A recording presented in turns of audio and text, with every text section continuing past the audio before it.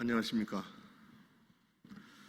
매년 처음 시작될 때 우리 정 목사님이 문자로 설교에 대해서 하라고 주시면 1년이 흘렀구나 라는 생각을 합니다.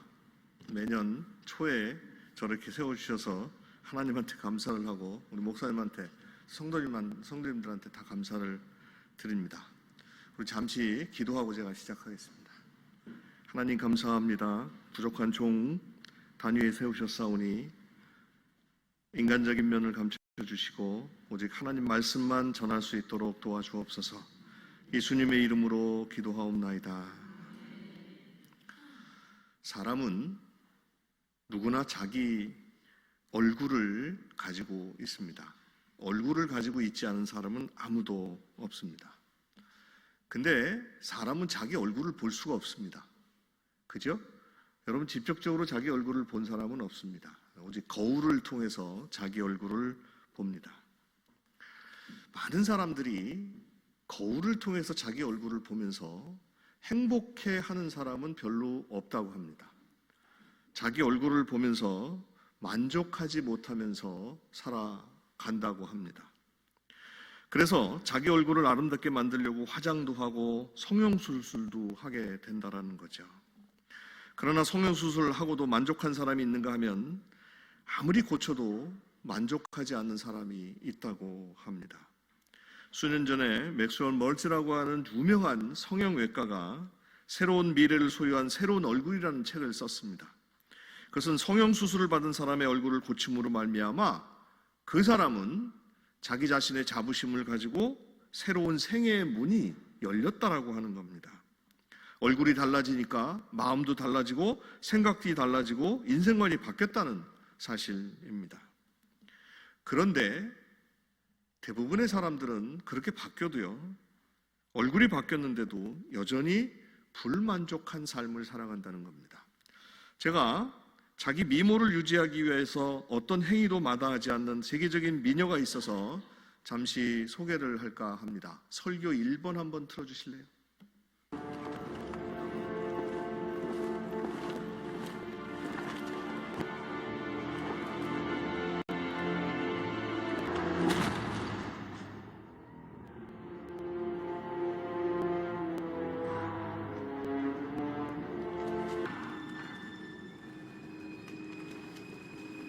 Mirror, mirror, on the wall,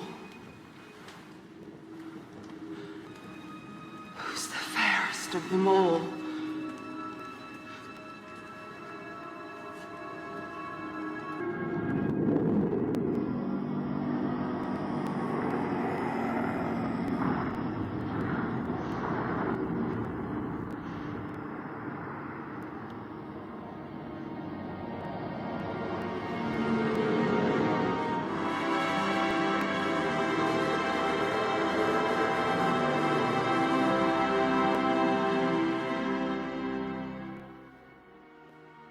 It is you, my queen. 캐더린 짐러의 모래 위의 발전. 이거는 아닌데요. 꺼주세요. 아주 이쁜, 여러분들 다 아시는 분이죠. 근데 이분은 끊임없이 거울에게 얘기합니다.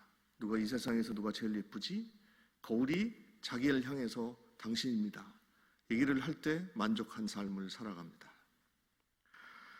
끊임없는 외모의 추구, 그것은 결국 열등감의 발로라고 여러분 얘기할 수 있습니다. 이 멀츠라는 의사는 최근에 또한 이런 거를 발표를 했는데요. 마음속에 있는 얼굴을 바꾸지 않는 한 인간이 외모를 아무리 바꿔도 그 사람의 불평은 계속된다라고 하는 것입니다. 즉 마음속에 있는 자화상의 성형수술이 돼야지 건강하다는 그러한 소리죠. 사람은 두 개의 얼굴을 가지고 살아갑니다. 하나는 눈에 보이는 외형적인 얼굴입니다. 또 하나는 내적인 얼굴입니다. 이 내면의 얼굴은 자기가 생각하고 있는 자기 자신의 자화상이라고 합니다.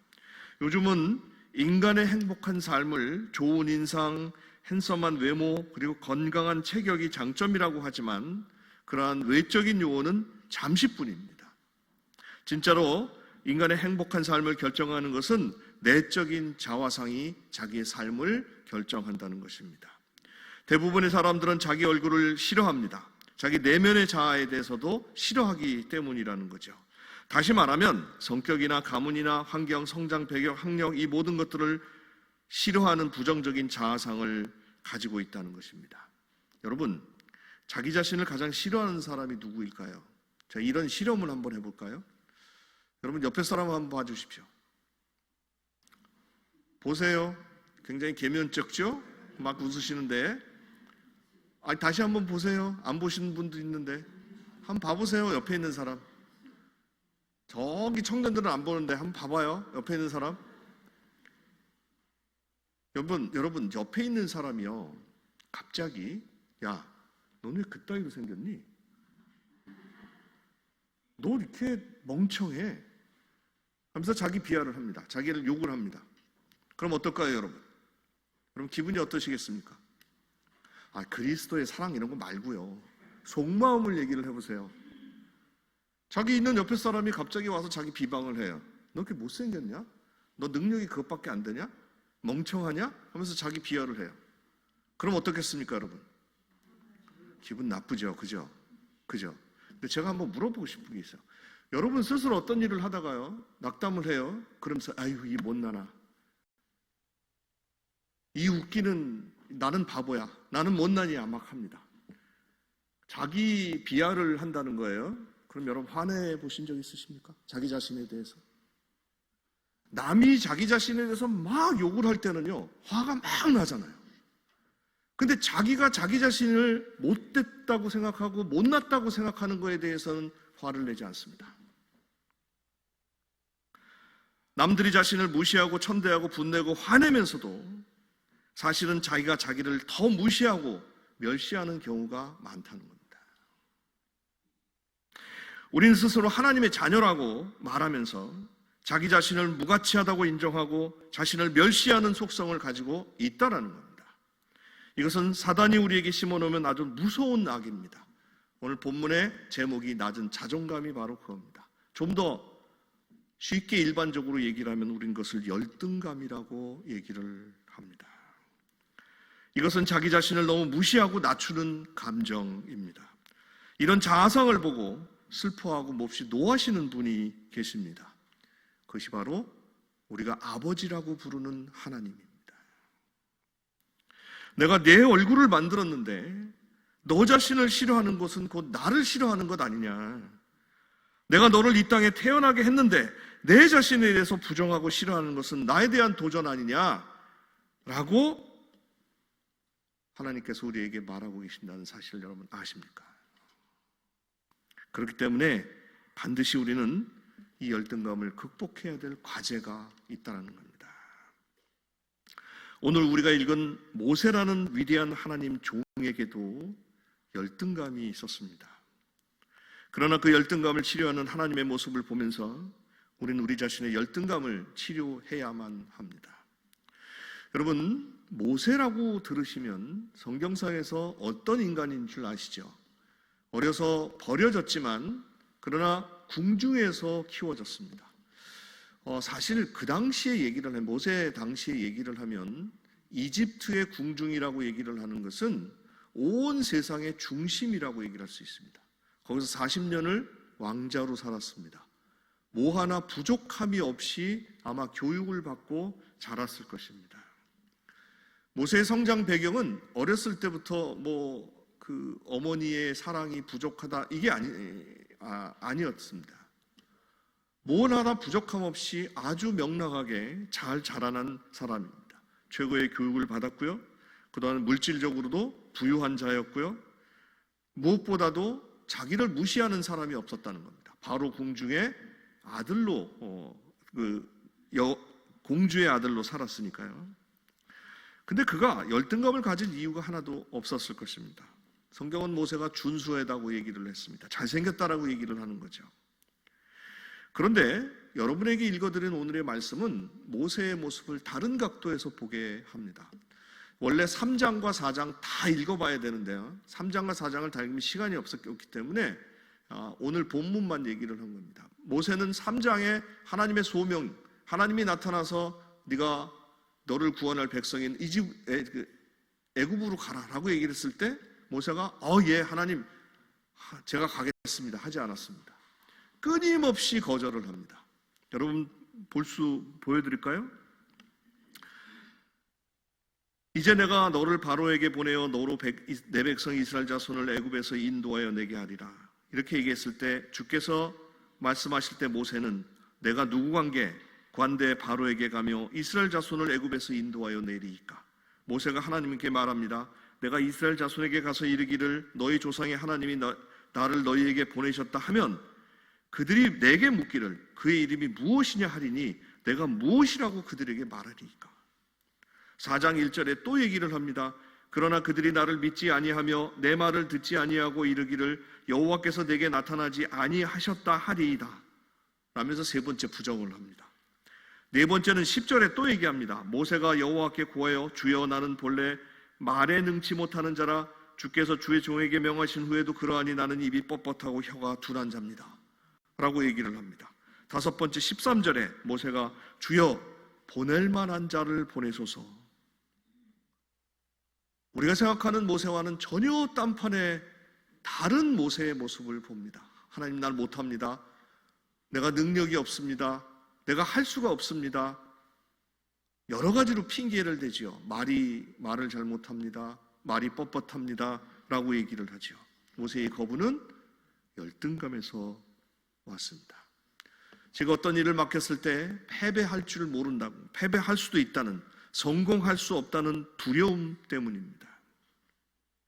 모세는 실패할 때 받을 조롱이 두려우며 저들을 듣지 않고 자기를 믿지 않을까 봐 두려워했던 것입니다. 여러분 그러나 아십니까? 사실 이것은 이러한 열등감은 겸손을 가장한 교만이라는 사실입니다. 모세는 자신의 능력이 없다고 겸손하게 말을 하지만 그러나 자신의 행동이 실패할 것이라는 열등감에서 시작이 됩니다. 왜냐하면 그 일은 자기가 하는 게 아니거든요. 하나님이 하시는 일이거든요. 많은 교회들이요, 연말과 연초가 되면 교회 봉사와 교회 임직원과 주일학교 교사를 구하기가 힘이 듭니다. 목사님이 교사를 하라고 권면을 하시면 많은 사람이 저는 능력이 없어요. 아직 준비가 안 됐어요. 라고 거절을 합니다. 여러분, 겸손을 가장한 교만이라는 사실을 여러분 아십니까? 하나님의 일은 자신이 하는 게 아닙니다. 단지 자신은 도구로 쓰일 뿐입니다. 하나님이 함께 하시면 자신은 어떤 일도 할 수 있다는 겁니다. 우리 입으로는 하나님이 함께 하시면 기적을 만든다라고 얘기를 하지만 그러나 우리 속에 있는 속마음은 어떨까요? 과연 기적이 일어날까? 하나님이 함께 하실까? 라고 하는 의문 속에 사로잡혀 있지 않을까요? 겸손을 가장한 교만의 모습을 우리는 볼 수가 있습니다. 여러분 본문에서 모세의 거절을 잘 생각해 보시기를 바랍니다. 모세는 하나님의 부르심에 대해 5번이나 거절하고 있습니다. 그런데요, 이때 하나님이 모세를 향해서 화를 내십니다. 여호와께서 그에게 이르시되 누가 사람의 입을 지었느냐? 누가 벙어리나 귀머거리나 눈 밝은 자나 소경이 되게 하였느냐? 여호와가 아니냐? 이제 가라. 내가 내 입과 함께 있어서 할 말을 가르치리라. 레위 사람 내 형 아론이 있지 아니야? 그의 말 잘함을 내가 아노라 하면서 화를 내신다는 거예요.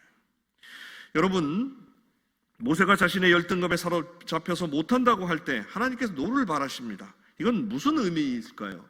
우리가 죄를 지었을 때만 하나님이 화를 내시는 것이 아닙니다. 하나님께서 우리에게 항상 향하신 기대를 스스로 자학하고 포기할 때 하나님께서 노하신다는 사실입니다. 왜냐하면 열등감은 하나님을 반역하는 무서운 악이기 때문입니다. 자, 그렇다면 이 낮은 자존감, 열등감은 과연 어디서 왔을까요?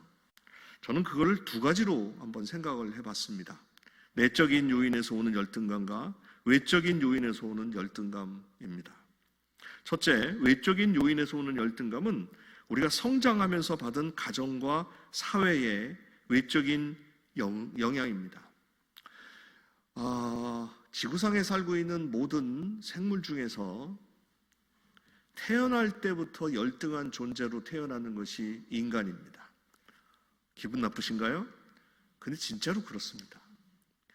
여러분, 이 유튜브에서 이렇게 말이 태어나는 거나 아니면 소가 태어나는 걸 한번 보셨습니까? 말이 태어날 때 어미 뱃속에서 툭 나오자마자 한두 시간이면 걷습니다. 걷고 뛰죠. 그죠? 먹을 것도 그냥 먹습니다. 과연 인간은 어떨까요? 어머니 뱃속에서 탁 튀어나와서 바로 걷는 아이는 없습니다. 적어도 1년 정도는 끊임없이 보살핌을 받습니다. 그래서 나는 항상 어머님 젖가슴에 의존하고 기저귀에 의존하면서 어머님의 도움을 받아야 되는 거예요. 이것이 잠재적으로 쌓여 있다라고 얘기를 합니다. 대부분 가정에서 요즘은 뭐 그런 경우는 참 없죠. 이렇게 편애라고 하는 거를 여러분 아십니까? 우리 그 20대들은 아직 그런 걸 잘 모를 텐데, 연세가 있으신 분들은 편애, 특히 여성분들은 가정에서 편애를 많이 받고 자라나셨죠. 그죠? 아들, 딸, 뭐 이런 모습이요. 또 그런 경우도 있습니다. 두 형제가 항상 뭘로 비교되는 가정이 있는가 하면 성적이 어떻게 되느냐, 공부를 잘하느냐 못하느냐로 또한 비교가 된다는 거죠. 그러면서 그 속에서 나는 못난이구나 하는 열등의식이 쌓여간다라고 하는 것입니다. 또 학교에서도 그렇습니다. 공부를 잘하는 애들은 선생님이 이뻐하는데 공부를 정말 못하는 애들은 뭔가 선생님이 꼬투리를 잡을 때 자괴감이 든다라고 얘기를 합니다. 내적인 요인의 모습, 외적인 요인의 모습입니다. 또 한 가지는 더 있습니다. 자기 스스로 자화상을 만드는 내적인 열등감이 있습니다. 여러분, 이 부분 잘 한번 생각을 해보세요.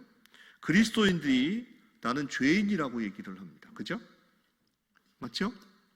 제일 먼저 교회에 오면 배우는 것이 우리가 죄인입니다라고 배웁니다. 그런데 어느 날 그리스도를 믿게 되고 그리스도 때문에 내가 은혜를 받게 됩니다. 그럼 어떻게 될까요? 우리들이 갖고 있는 원죄의 모습은 사라진다고 배웠습니다.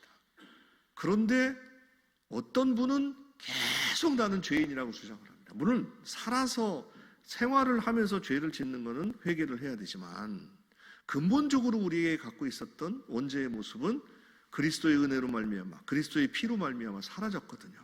근데 거기에 집착을 합니다. 그렇기 때문에 나는 어쩔 수 없는 죄인이라고 하게 되는 거죠. 이러한 모습들이 무엇을 갖게 되냐 하면요, 비교의식을 갖게 됩니다. 항상 옆에 있는 사람과 자기를 비교하게 되죠. 이것을 완전히 사로잡혀서 나의 외모나 재능, 환경, 학벌을 비교하면서 우울해하고 원망하고 탄식하면서 열등감이라는 병에 걸린다라고 얘기를 합니다. 유명한 앨리슨이라는 심리학자는 이런 병적 열등감에서 불행해지는 결과로 자기 자신이 사람들로부터 이렇게 분리시키는 그러한 결과를 가져온다고 합니다. 열등감에서 오는 나쁜 영향, 이러한 영향 때문에 자기에게 어떤 영향을 미치냐 하면요, 열등감은 우리 속에 있는 잠재력을 마비를 시킵니다. 넌 안 돼. 넌 할 수 없어. 이게 자기 자신 속에서 계속 울리기 때문에 무궁무진한 이 잠재력을 가진 사람도 자기 잠재력을 펼 수가 없는 상태로 만들어 버린다는 거죠. 열등감은 또한 꿈을 파괴합니다. 나 이제 늙었어. 나는 이제 아무것도 할 수 없어. 내가 뭘 할 수 있겠어? 라고 생각을 해버린다면 하나님께서 여러분에게 주신 꿈을 파괴시켜버리는 그러한 결과를 가져옵니다. 열등감은 대인관계를 또 망쳐버립니다. 내가 못났기 때문에 다른 사람과 어울리는 것을 싫어하게 되는 거죠. 이 모든 것들이 뭐에 방해가 되냐면 하나님 사역에 방해가 됩니다. 하나님은 여러분에게 조건 없이 무한한 잠재력과 또한 행할 수 있는 많은 것들을 주셨습니다. 여러분 속에 무궁무진한 잠재력을 주셨다는 거예요. 나이가 들었던, 연세가 들었던, 아니면 배우지 못했던, 뭐 했든 간에 하나님이 우리를 자녀로 삼아 주었고 내가 하나님을 아버지라고 부르는데 열등감을 통해서 얘기를 합니다. 난 못해. 나는 꿈을 접어야 돼.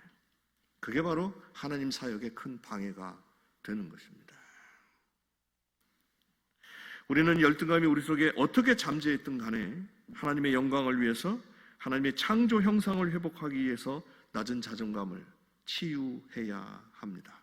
어떻게 치유할 수 있을까요? 저는 두 가지로 생각을 해봤습니다. 하나는 창조 가치의 인정입니다.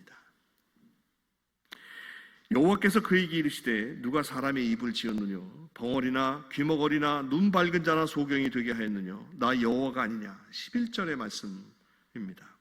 누가 내 입을 창조했느냐, 창조하신 자를 기억하라. 그것은 창조의 가치를 인정하라는 것입니다. 여러분, 그 나를 가리켜서, 여러분 개인을 가리켜서 이 언어에서 쓰는 용어가 있습니다.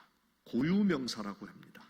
그 언어에서 쓰는 용사가, 고유명사는 이 세상에 하나밖에 없는 겁니다. 여러분 각자가 다 고유명사입니다.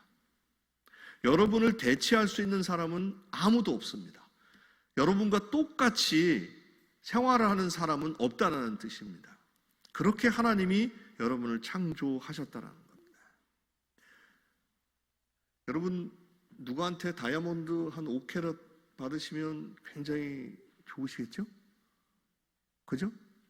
왜 저를 쳐다보시다가 딴 데를 쳐다보십니까? 좋으시죠? 그죠? 안 좋으세요? 누가 와서 다이아몬드 5캐럿짜리를 하나 이렇게 주면 좋으시잖아요. 왜 좋으세요? 그게? 귀한 거니까. 그렇죠? 다이아몬드처럼 희소성의 가치라고 얘기를 합니다. 이 세상에 별로 없으니까 비싼 거죠. 그러니까 귀한 거죠. 근데 여러분은 혼자 아닙니까? 이 세상에 한 분밖에 없는 거 아닙니까? 하나님이 그렇게 만드셨다는 거예요. 그러니 얼마나 귀해요. 물론 사람마다 약점이 있고 장애가 다 있습니다. 그러나 이것이 열등감으로 비하시키는 것은 아니라고 하는 것입니다.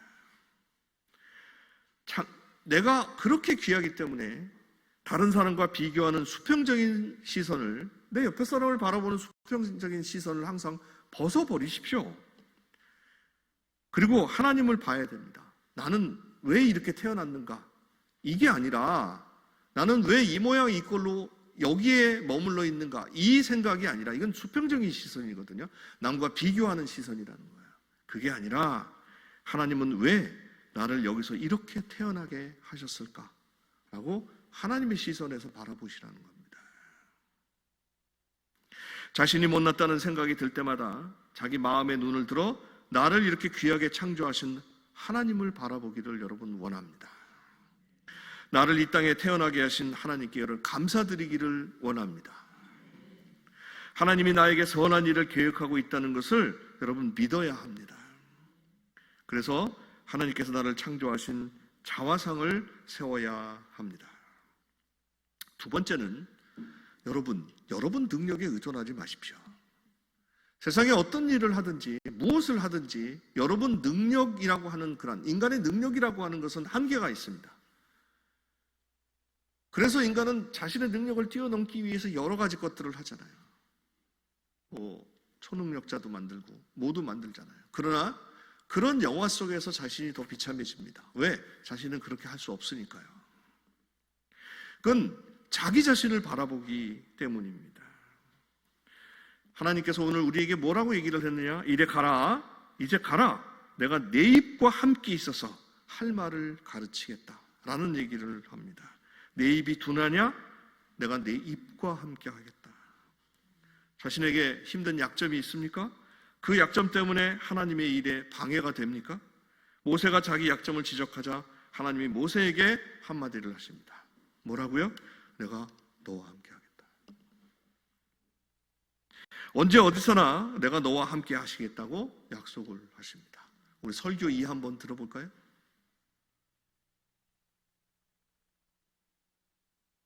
심러의 모래 위의 발자국. 어느 날 나는 꿈을 꾸었습니다. 꿈속에서 나는 주님과 함께 바닷가를 거닐고 있었습니다. 하늘 위로는 내 인생의 여러 순간들이 마치 영화의 한 장면처럼 지나가고 있었습니다. 나는 각 장면마다 두 사람의 발자국이 모래 위에 새겨져 있음을 발견하였습니다. 그중 하나는 나의 것이었고 다른 하나는 주님의 것이었습니다. 내 인생의 마지막 장면이 나와 주님에게서 사라지려는 순간 나는 모래 위에 남겨진 발자국들을 뒤돌아보았습니다. 내 인생의 행로에서 여러 번 오직 한 사람의 발자국만 남겨져 있음을 발견하였습니다. 그리고 그런 일이 내가 매우 슬프고 괴로웠을 때 일어났다는 것을 알았습니다. 이러한 사실로 인하여 너무나 괴로웠던 나는 주님께 물어보았습니다. 주님께서는 내가 너와 함께하리니 너는 항상 나를 따를지어다 라고 말씀하셨잖아요. 그런데 내 인생의 가장 어려웠던 시절을 돌이켜보니 오직 나의 발자국만 남겨져 있더군요. 어느 때보다도 주님이 필요했던 바로 그때, 어찌하여 주님은 내 곁을 떠나셨는지 나는 정말로 이해할 수 없습니다. 그러자 주님께서 대답하셨어요. 사랑하는 나의 아들아, 나는 너를 누구보다 사랑한단다. 네가 시련과 고통을 당하고 있었을 때 나는 한 번도 네 곁을 떠난 적이 없었느니라. 네가 한 사람의 발자국밖에 볼 수 없었던 바로 그때는 내가 너를 안고 가던 때였느니라. 저는 이 동영상이 참 명언이라고 생각합니다.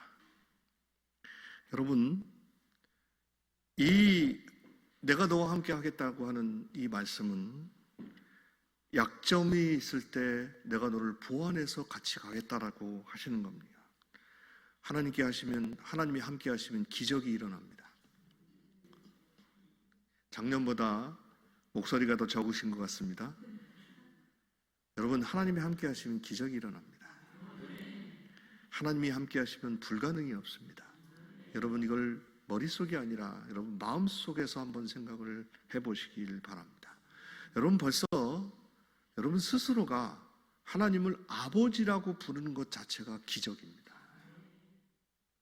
하나님은 약한 것으로 영광을 받습니다. 나의 약점을 가지고 하나님께서는 큰 일을 하십니다. 사도 바울은 그래서 이렇게 고백을 합니다. 도리어 크게 기뻐함으로 나의 여러 약한 것들에 대하여 자랑하리니 이는 그리스도의 능력으로 내게 머물게 하려 함이라. 그러므로 내가 그리스도를 위하여 약한 것들과 능욕과 궁핍과 핍박과 곤란을 기뻐하노니 이는 내가 약할 때 그때 곧 강함이라. 내가 약할 때 하나님의 은혜가 강하다는 것입니다. 우리는 우리 자신의 끊임없이 열등감이 오려고 할 때마다 이 약함 때문에 하나님의 은혜를 받겠구나 하고 은혜로서 채워야 합니다. 여러분에게 약점이 있으십니까? 공부를 많이 못했습니까? 성경을 읽으십시오. 얼굴이 못생겼다고 생각하십니까? 웃으십시오. 남들이 못생겼다고 해도 웃는 얼굴에는 굉장한 매력이 있다는 것을 여러분 아시지 않습니까? 좋은 옷을 못 입었습니까? 친절의 옷을 입으십시오. 여러분, 얼마든지 여러분의 인생을 바꿔놓을 수 있다는 것입니다. 하나님이 함께 하시면요. 내가 나약해서 무엇을 못한다고 할 때 여러분 주의 음성을 들으십시오. 두려워 말라, 내가 너와 함께 함이라. 놀라지 말라, 나는 내 하나님이 됨이라.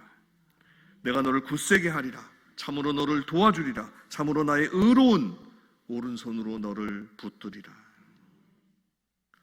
여러분, 주님의 이 약속의 말씀을 믿고 긍정적인 자아상으로 여러분 승리하시기를 바랍니다.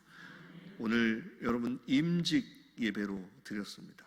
임직자 모든 분들이 이 말씀, 이 모습을 부여잡고 할 수 있다는 것, 하나님이 함께 하신다는 것을 가지고 올 한 해 1년 동안 이 교회의 부흥을 이끄시는 여러분 되시기를 바랍니다. 기도하겠습니다.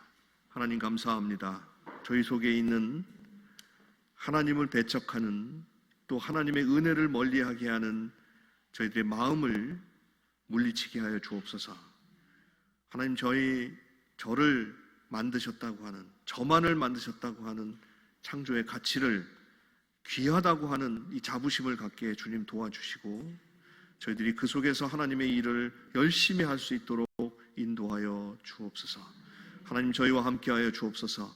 함께 하시겠다고 하는 그 약속을 믿고 올 한 해 나아갈 수 있도록 도와주옵소서. 예수님의 이름으로 기도하옵나이다.